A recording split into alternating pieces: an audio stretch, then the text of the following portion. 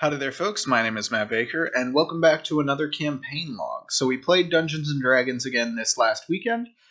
This is the ongoing tale of the Aurum's Whim. So, once again, we're going to just recap what happened in the session and go over the key takeaways I had as we played. So when last we left the Aurum's Whim, it was limping away from the Ruby, a pirate ship of the privateers of Mort Lumiere. One of our crew is dead, Clark, slain by his wife, Katerina, and the Aurum's Whim is quite damaged, with some of the crew also looking a little rough. Luckily, they were able to escape the Ruby, and now, as we pick up once more, we begin with the problem of a corpse on board. Clark needs to be disposed of. He needs to have a funeral. And so we began our session with those crew members who are currently quite injured being patched up by the doctor, Titian, and Clark underwent a funeral ceremony. Now, the funerary rites of the Etereskian archipelago, I had given my players a document before this listing some of those rites. And so when we went to have this funeral, they went back and they referenced that document, and they gave Clark an Etereskian funeral. They wrapped his body in cloth and cast him off over the ship and told him, "May fair winds and kind tides carry you home." And this funeral was fine, honestly. So right away we're going to get into kind of something I learned as a DM here, and that is we could have done better with this funeral rite. This was not the fault of the players. The players did great. They took a document that they had which referenced components of the world and used it to give a culturally appropriate funeral to one of their crew members. That was cool.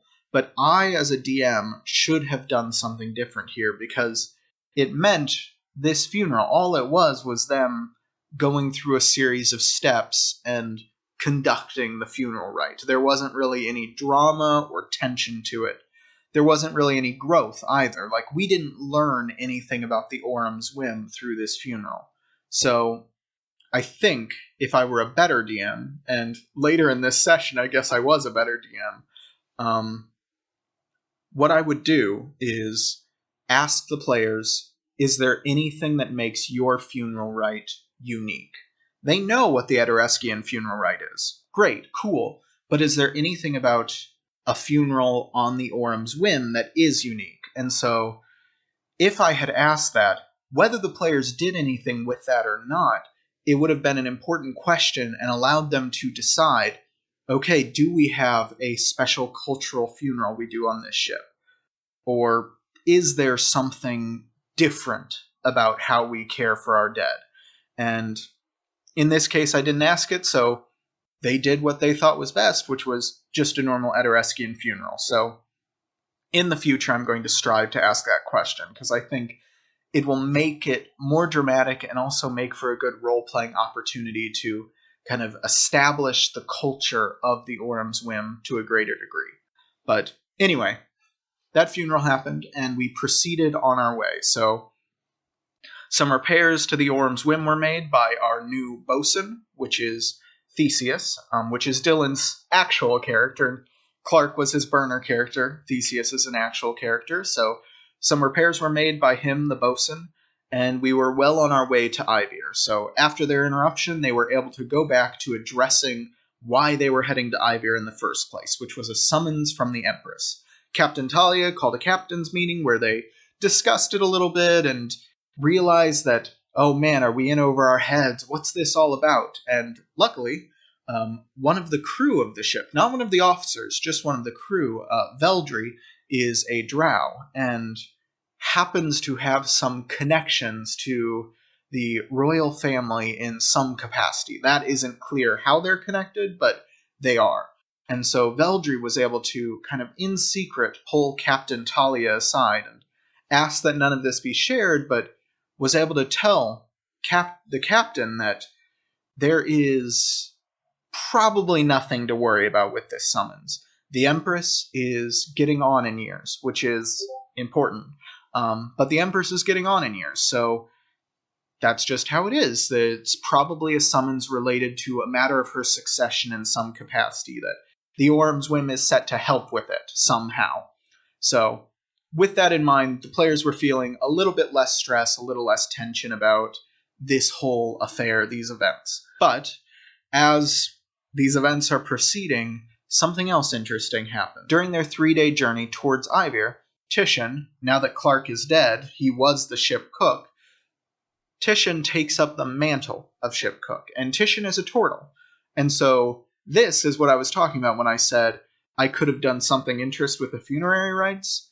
I did do something right with Titian here, and honestly, it was mostly Titian's player character, Matt, who really led the charge on this, but Titian is a turtle. So when he started cooking, the question came up of, okay, well, how is this different from what Clark cooks?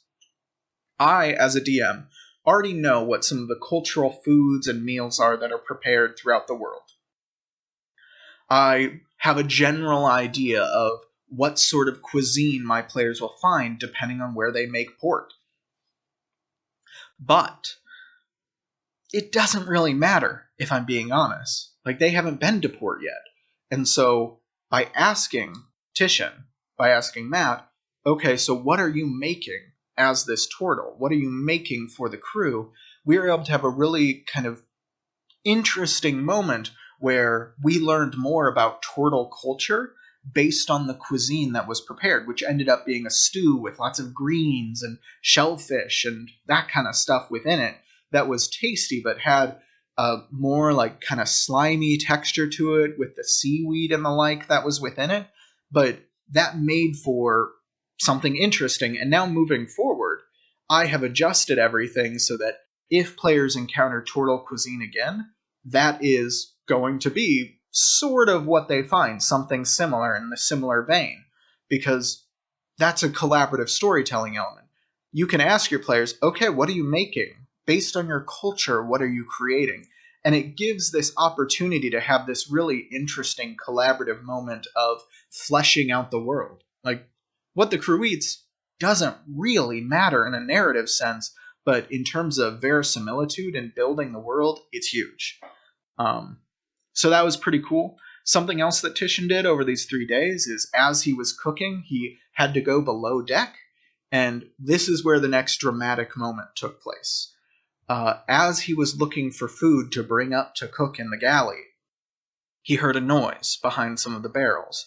And so, a little bit hesitant, he stepped forward. He pulled out his saw, because you'll remember Titian is also the ship doctor. And wielding this saw, a little bit like a weapon, he comes and looms over one of the barrels. And what does he find but a young tiefling girl with crimson skin, holding an infant tiefling boy also with crimson skin. And it is quite apparent that upon looking down at them, that they share very similar characteristics to Clark and Katarina. It seems that during the fight with the Ruby, Clark's kids, Katarina's kids, slipped over to the Aurum's Whim, seeking to escape the pirate's life. And so where before there was this tension regarding, is the Aurum's Whim going to pursue the Ruby? Are they going to go after it? Now there's a much clearer realization. It's not going to be them going after the Ruby. It's going to be the Ruby coming after them, because Katarina loves her kids, and she will not leave them with the Aurum's Whim. It doesn't matter if the Aurum's Whim gives them to an orphanage somewhere. Their theft of these children is too great a crime to let Katarina slide. So I think that's going to make for some interesting drama moving forward, and I think the players grasped that because they started discussing it and being concerned and stressed about it, which was good. They should be. That is a concerning thing. Beyond that, those were some of the core events that happened over those 3 days, and eventually we kind of moved past this introductory portion with the group arriving in Ivir proper. So they have reached the town of Ivir, which is a coastal city in the nation of New Azagrat, which falls under the rulership of the Empire, the Eurasian Empire. And when they arrived, they saw that this town was constructed of squat sandstone buildings that hang low to the ground. Many are not more than a single story, And that is because their multiple stories stretch below ground. This is a desert town that lies along the coast. Despite being a coastal city, it is still so hot in this region that there isn't a lot of plant life, and the sun beats down so warmly that you want to stay underground. And so there's these squat buildings, and any of the walkways and roads throughout the town are covered with canvas that stretch between the buildings to provide a bit of shade as people are walking. So that's what they arrive to at the harbor of Ivir. And the structure itself is there is the harbor, and then there is the town, which is walled off. And when they arrive, they notice something unusual. There's a brief bit of road between the harbor itself and then the walled town of Ivir, and they've been to this town before, and surrounding that road is a tent city, which is not usually there. Something is going on in this town when they've arrived. And so as they disembark, another ship they see is a rather frightening-looking vessel named the Grim Accord, which is a little spooky, but they manage to establish that it's not a pirate vessel. It is actually sort of like them. It is another adventuring party with a reputation for brutal efficiency, which for them was kind of exciting. Vega, for example, was very sad that they ended up on the Aurum's Whim and not on the Goth boat. So I thought that was kind of funny, but anyway, moving forward, the crew started to disperse. Morganus, in this case, stayed back. This is because Morganus' character, Braxton, was not present for this session, so he was staying back on the Aurum's Whim to manage the ship, while the rest of the officers set out into town to get some supplies, make some repairs on the ship, that sort of thing, and also hopefully eventually make their meeting that they are set to do, which once they arrive, they have 3 days until their meeting takes place at the Inn of the Welting Wall within the town. And so they begin exploring, and they start to notice that boarding lots of ships, booking passage elsewhere, are minotaurs. And slowly but surely they uncover that there is a serial killer on the loose in Ivir. And this serial killer is targeting exclusively minotaurs, which is an interesting MO. They continue, they meet with the guard captain Varus Thrasospawn. I do remember the name there. They have interacted with this guard captain before, they've been in this town before. Keep in mind, this is all pre-campaign stuff, so this is the first time the players are meeting this character, but the characters have met the guard captain before. And the guard captain basically enlists their help, agrees that, hey, you have 3 days, how about you help us try and track down this serial killer? And so the party agrees to do that. They start to uncover some details that this killer has gained the name the Shadow Thief. And some of the traits of their killings are that, 1, they always happen at night. 2, when the bodies are found, there are no visible wounds, but the muscles have atrophied entirely. 3, the corpses have no shadows. 4, there are no survivors. And so we have this sort of establishment of what this killer kind of does, and there's something threatening about them. And Zara, who is a drow who is aboard the ship, who doesn't really know much about her past, but had some training from her sister in the Way of the Soul Reaver, which is a custom monk subclass that I wrote. She is starting to see that the way that this killer is behaving, lots of the abilities and ways that they are killing is very similar to the way that she fights. And so she doesn't know anything about her parents, about the order that her sister was a part of. So right now, Zara is sort of wondering what's going on, and that suspicion is only confirmed farther when Vega and Zara have broken off to seek out rumors about what's going on, and a minotaur in a tent all of a sudden reacts in fear as Zara walks by and emerges with a knife threatening her, saying, "You're not going to kill me, Shadow Thief," like ready to kill Zara, because this atrophied Minotaur is the sole survivor of one of these killing attacks. There have been 26 victims so far, and this is one person who has survived. Their brother perished. And so, right now, this Minotaur is looking at Zera like Zera is the killer. So, we have established another fact about our killer, that the killer is a drow with black hair, which, if you know anything about drow in D&D, black-haired drow are a little bit unusual. They tend to have more silver or white hair. So we have set up that there might be some connections here between Zera and the Shadow Thief in some way. So we'll see what that means moving forward. But as the players did their investigating, they eventually came back together, and with permission from Guard Captain Varys Thrasospawn, they were given insignias that permitted them to enter the city. The reason that this tent city had formed outside was because many Minotaurs were fleeing the city to escape the killer, and anybody who arrived were not being permitted to enter the city on account of the danger. So right now they're moving into a town that's going to be relatively abandoned, and they're in some danger here. So the last big detail, I think, is that they discovered that many of the killings, while they happen all throughout the city, 6 of the 26 killings, a majority of these killings, happened at or around the Welting Wall, which is where their meeting is set to take place. And while the players know this, the characters do not, because I gave them a little prologue document that gave them some out-of-character information regarding why they were being summoned, and the person they are meeting is the Knight Commander of the Empress's Guard, a Minotaur named Theron. So what they have probably realized as players, but can't connect as characters, is that in some way, the Shadow Thief is connected with Theron, and he is probably in danger.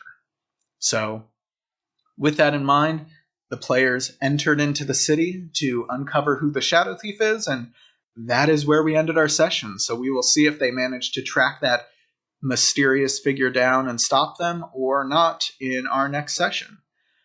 In terms of some of the interesting stuff going on here is, I don't think the players fully grasp this, because as far as they can tell, when they arrive, this town of Ivir seems lawful in many ways. That they follow the laws, that there is a hierarchy. Like, they met a guard captain, they know that there is a ruler in the city which has a title, a plenipotentiary. Like, it feels like a more or less classic feudal society in lots of ways. It is not a classic feudal society. The reality of living in New Azagrat, part of their culture, part of their values, is that if you are a leader for a nation, then it is your responsibility to protect and provide for the people. This applies to guard captains, plenipotentiaries, emissaries, anybody who leads. And if you fail to do so, there are 2 organizations in place to remove you from power. That is the College of Glass, which is a bardic college that players could have chosen to play as, but in this case nobody did, or the Oath of Survival Paladins, which is another oath that both of these are subclasses I created, whatever, doesn't matter. And how it works is, if there is dissent about a ruler, the College of Glass sends someone in to remove them. And by remove, we of course mean kill. So these players, these characters, agreeing to help the guard captain, agreeing to help the ruler, the plenipotentiary, they are, in turn, if they succeed, keeping these leaders from having their heads literally chopped off. They are saving their life. So, I don't know if the players grasp this or not, but if they succeed in stopping the Shadow Thief, then the guard captain and the plenipotentiary owe them a lot more than just saving the city. They literally owe them their life. And so I think that is going to be a dramatic thing that comes up as we go, and I think the players do grasp it to a degree. We'll see how much, and if they watch this video, they will realize it to a much greater extent, I suppose. But yeah, those are some of the big things. And key takeaways as a DM are one, let your players inform the culture of your world. So I should have asked, like, what do you do in funerary rites? Because that lets them establish their characters, their ship more in an interesting way. I did it with the turtle soup, which worked, and I don't even really want to take credit for that. That was mostly the player being like, I'm making a traditional turtle meal, so, you know. Um, and then beyond that, give give the locations your players visit interesting nuances to them that aren't immediately obvious. Because I think that them gradually discovering that there is a lot more complexity to the culture at play in the nation they're in is going to be interesting and is going to make later down the road, when this becomes a more political game, a lot more interesting. Beyond that, try to give your players as much attention as possible. I talked a lot about Titian at the start of this. You'll notice he didn't really get talked about at the end. He had shining moments at the start of the session, but not really later on. So I feel like I let that player down a little bit in giving them the attention they need. Um, Same is true of Theseus, since Theseus had to be introduced this session, basically because Clark was there last session. I don't think I gave Theseus enough opportunity to shine. It was mostly the player pulling in and giving interesting moments. Like, for example, when they went to talk to the guard captain, he served as the muscle to Talia, and that was pretty cool. But yeah, I think that's all I've got. So keep playing games and have a wonderful day. I hope something good happens to you. See ya.